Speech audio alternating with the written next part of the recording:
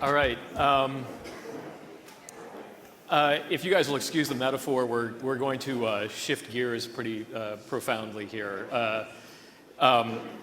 Ryan is a very talented and amazing game developer, and if technology is about changing the way we experience the world, I'd say Ryan has accomplished that goal in a unique way.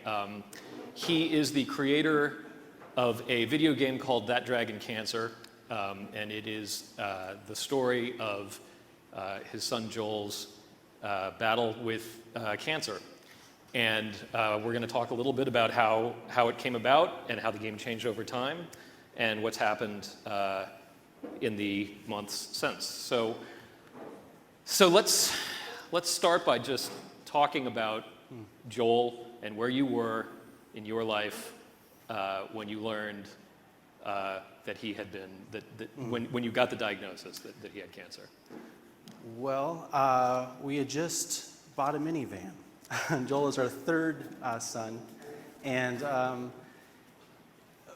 just after he turned 1, we noticed that something was wrong, that he started to throw up pretty regularly, vomit, whenever he ate. And I remember one particular time in the minivan when we were on a road trip to Oregon, and he wouldn't keep down anything, and so something was wrong. And eventually he became dehydrated, and we took him to the hospital, and we had one of those moments that you see in the movies where a doctor comes out slowly through the doors and they lead you to that room, and that's when they told us that Joel had a large mass in his brain.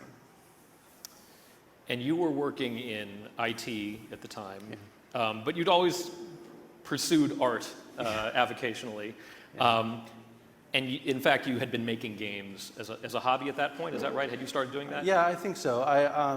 With the advent of the Mac and the iPhone and the App Store, it was something that I had worked in healthcare in the healthcare web app space. But my passion for film and filmmaking and video games had started to take hold, and certainly Apple's mobile revolution kind of gave me the opportunity to start pursuing that. Mm-hmm. And what was it about games that what was the itch that you were able to scratch by making games specifically? I don't know if I knew at first. I think what I've come to discover is that I always thought that I wanted to be a filmmaker, and I found that video games offered, they were everything that a film is, plus the presence of the player. And so when we started thinking, rather than the video game as a game experience, but more as a video game as a theater, then it started to change what we perceived that games could be, where they weren't about playing the game as much as they were about experiencing the game, experiencing life, and kind of moving away from focusing on what we do into focusing on who we are.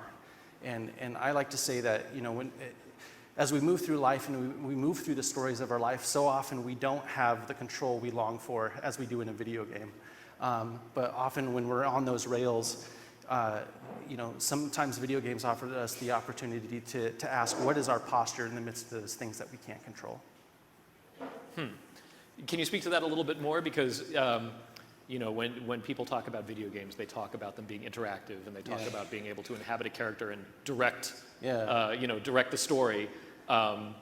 It sounds like you think about it a little bit differently. A little bit, yeah. I think sometimes we maybe idolize the agency we have in video games, or the affordances we have, the things that we can do. And a lot of times those things are very limited. There's only so many choices that I can encode for you in a video game. And so a lot of times you're constantly running up against those things that you can't do. And how does that change you? How does it affect your experience? What does it say about who you are and what posture you take when hard things happen in your life?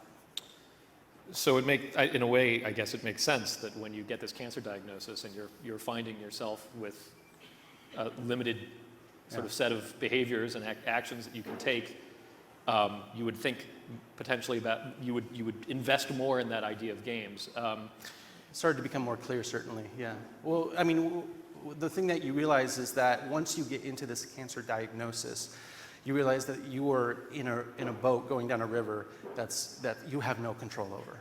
And I think that there are those things that we really wish that we could do to control cancer, but the best brains in this world and the best companies and the best technology in this world still haven't cracked it. And so a lot of times what you're facing is that you're facing the edges of human ability and human knowledge. And so you kind of have to relinquish that control. I mean, because we can either flail reaching for the thing that could do it, and we certainly did that in our own way. I mean, we did everything we could do for Joel, and we fought cancer for 4 years with him. But at some point, we come to the end of ourselves. Mm-hmm. So let's talk about that decision to, you quit your job, and you decided to make a game about this experience. Where along this path were you when you decided, I'm going to do this? Yeah, certainly going through Joel's, battling this disease with Joel, causes a father to reflect on what are the things that I'm passionate about, what are the things that matter, what are the things that are worth investing in, and am I being honest with, my career? And in the case of my career, I don't feel like I was being honest with the people I was working for, and I certainly wasn't a very good employee for them because my heart had been taken, and had been taken by Joel and by this journey and by this urge to create and do things that were meaningful to me because I realized that there's just not much time. And so that's the place I was in when I left and my job. And then a few years into Joel's cancer, he was given a short amount of time to live, and yet he lived way past their expectations. And so I thought that maybe we were seeing a miracle. Like maybe we were seeing a story where the ending wasn't terrible. And I wanted to share the things that were happening to us, those moments of grace, those moments of hope that were happening in the middle of that battle. And so that's when kind of the seed of doing this game started. Was we were still fighting with Joel, and we were seeing amazing things, and so we wanted to share those moments of grace. And that's where the inspiration for the first scene came, was just like, this is a moment of grace I experienced where I was at the end of myself, and I felt like, in my case, I felt like divine providence. And so I wanted to share what that felt like.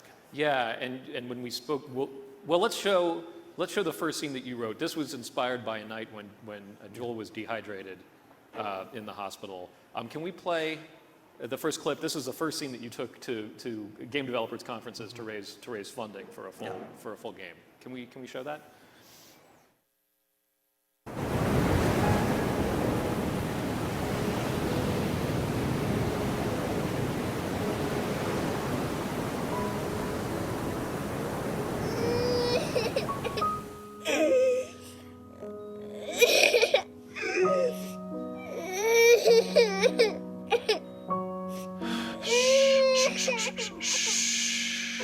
It's okay, Jolie. Shh. Oh, don't throw your head, buddy. Don't.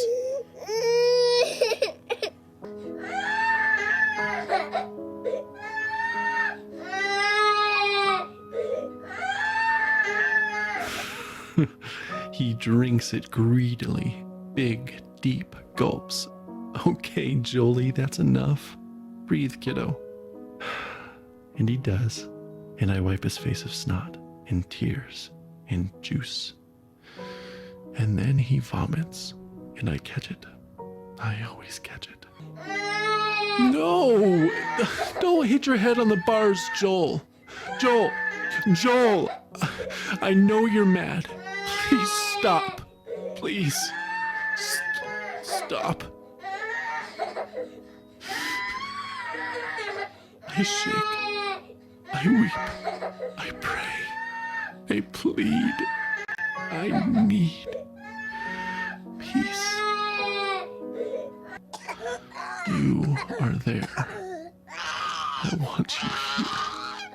I want you to call my son. I cannot. And you've brought us this far.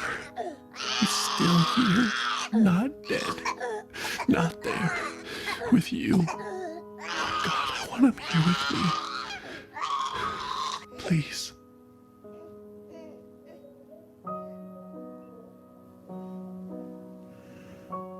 peace. He sleeps. Thank you.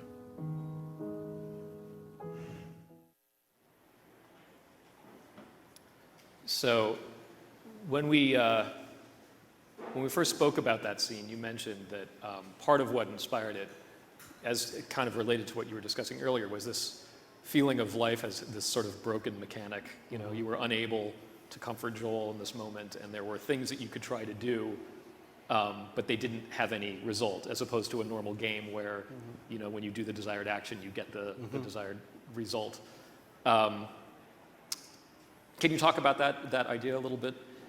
Yeah, you know, what do you do in life when the level is broken? Like when you can't get to the goal, no matter what you do.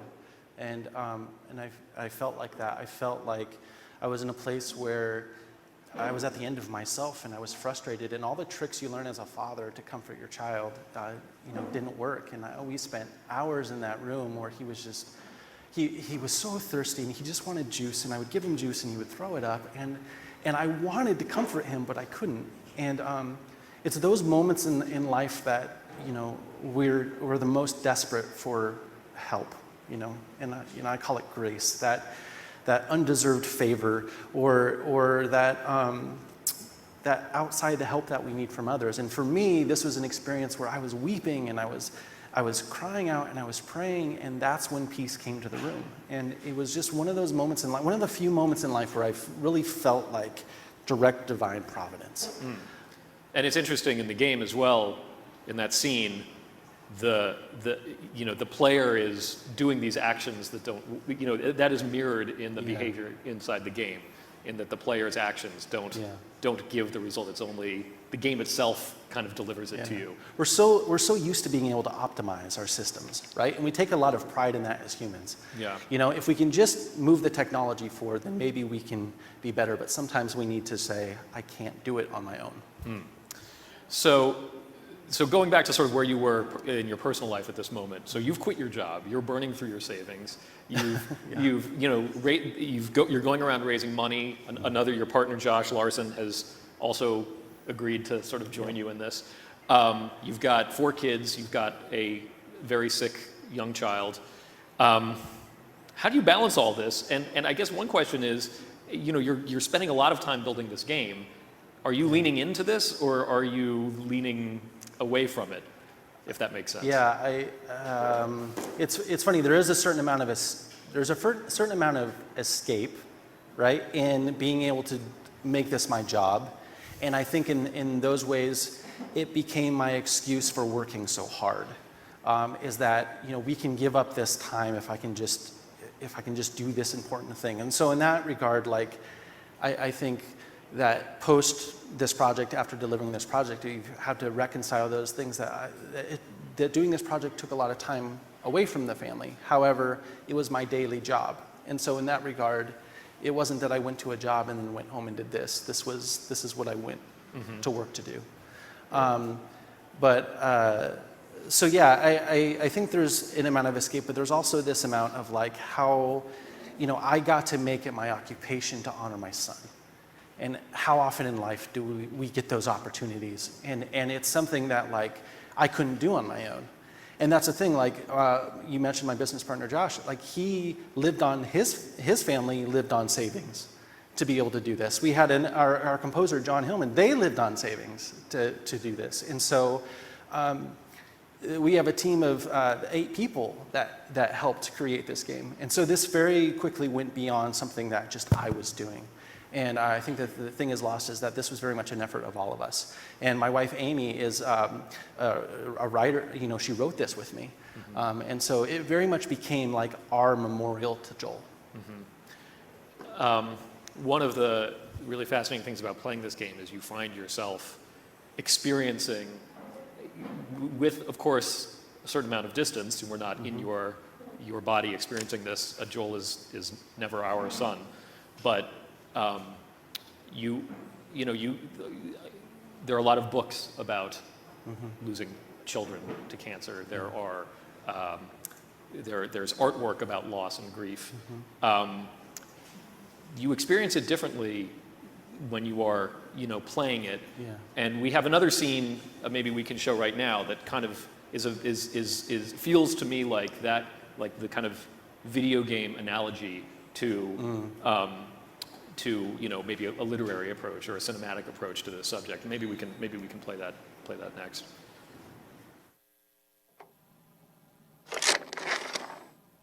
The cows and the horses get together for cards at night. What?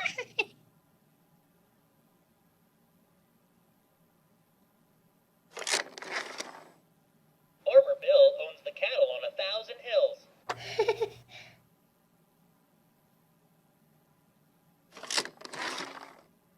Farmer Bill can control space and time. I'm sorry, guys. It's not good.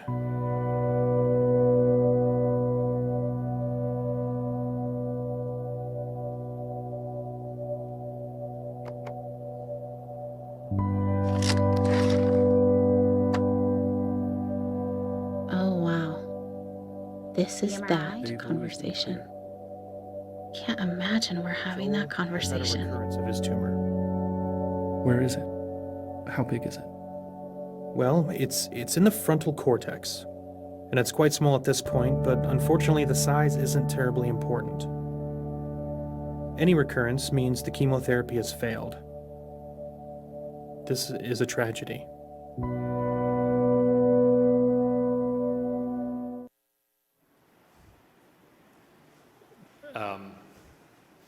That's of course just a selection from a longer scene. Maybe we can talk a little bit more about some of the, you know, personal experiences that you were able to include in the game. Yeah. You know, the degree that you abstracted them. I know you had, you know, that's Amy's voice, your voice. I know you had your other children's voices in the game, and Joel's voice as well. How do you go through that process of transforming something so intense into an artistic product while you're living it?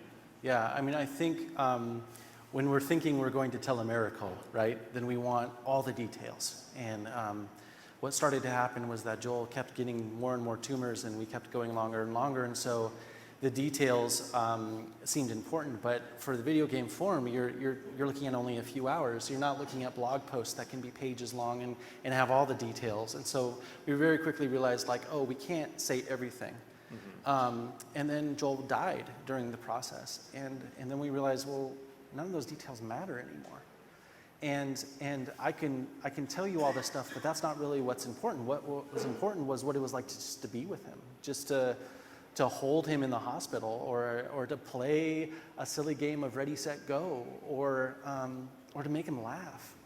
And so I think, you know, when we realized that, we realized that the story didn't matter as much as being present mattered.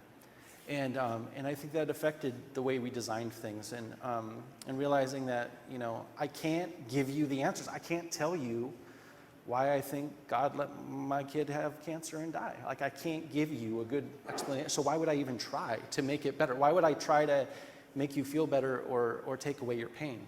I think there's a certain amount of just like acknowledging that this is a horrible thing, and that this is a horrible thing that happens to children.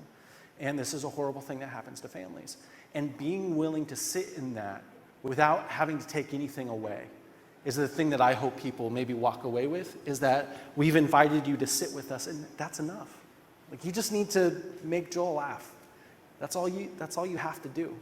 And I hope I can let people off the hook a little bit, because I think certainly when people face these things, they want to offer the help, they want to offer the special knowledge, they want to offer the cheat code. And sometimes the cheat code just isn't there. And so I hope that is just enough to acknowledge pain and cry together, maybe, you know, and remember those sweet things that we all share as parents. Can we talk a little bit about how we experienced Joel through the game? You know, there are a lot of scenes where, well, I'll let you tell it. Like, how did you go about trying to capture some essence of Joel? Well, Joel was a very sweet boy, and we spent a lot of time with him just on my lap, and he liked me to scratch his arm, and he liked laughter, and he liked dogs, and he liked to play, and he liked music. Joel never really developed past 18 months mentally. And so a lot of the interaction with him was making him laugh and playing with him. And what I was able to do is we were able to capture that audio-wise. We were able to use our home videos. We were able to take him into the studio and make him laugh and talk to him. And so I was able to capture that echo of him. And so when you are in the experience, you're playing with a faceless version of Joel, but it's his laughter, it's his voice. It's not his crying. Those weren't his cries, but everything else was him, and a little bit of his little brother Elijah. And so so that's how you experience. You just interact with Joel, and it's those simple things. It's not the complex things. You're not running and jumping, and it's those simple things. You're just sitting with him and experiencing what it is to just be with him. So when the game came out, which was December, January? I'm trying to remember. January. It got a huge response. We wrote about it at length, but we were certainly not the only ones. What's happened in your world since the game came out? It was incredible, the groundswell of interest in what we've done, and I was just really moved to see there are people online that have played it and posted it online with millions of views. There are millions of people that experience this, and a lot of people like as young as 10. There are children that are willing to go there with us on this very hard thing and derive hope from it and derive understanding from it. And we get some emails from parents, and we hear stories of them processing it, but also, I get it goes all the way up to people my age and beyond, which is what it was intended for, is adults like me. Because as a video game, it's not a toy. And so that's been really amazing, and it's covered in all areas of culture, which I'm fascinated by. And the thing that I love when areas of culture cover it is that it becomes a vehicle for which they can share their own story. And I think sometimes what I love is that we were able to share our story, and that gave other people permission to share theirs. And I remember one piece in The Guardian where the author spoke about the death of his father and that grief process, and that was incredible to me. That's all I can hope for, is that sharing our story enabled people in all other mediums to share their own. So since the game came out, where is Numinous Games? Where is Numinous Games at? We were looking for our next project and spent some time doing that, and it's been it's been tough. We're a small studio, but we're bigger than just one of us, so there's 7 of us, and we were looking for a project, and so we found that project, and we've begun working on it in the VR space, and we hope to continue to tell meaningful stories, and maybe show people that life is complex. It's not all tears, but it's also laughter, and we'd love to show people our humor and all aspects of that. But we're really excited about what we're working on now, and we hope to share it with people soon. Great. Well, thank you, Ryan. It's a real honor to have you here. And thank you, Jason. Thanks.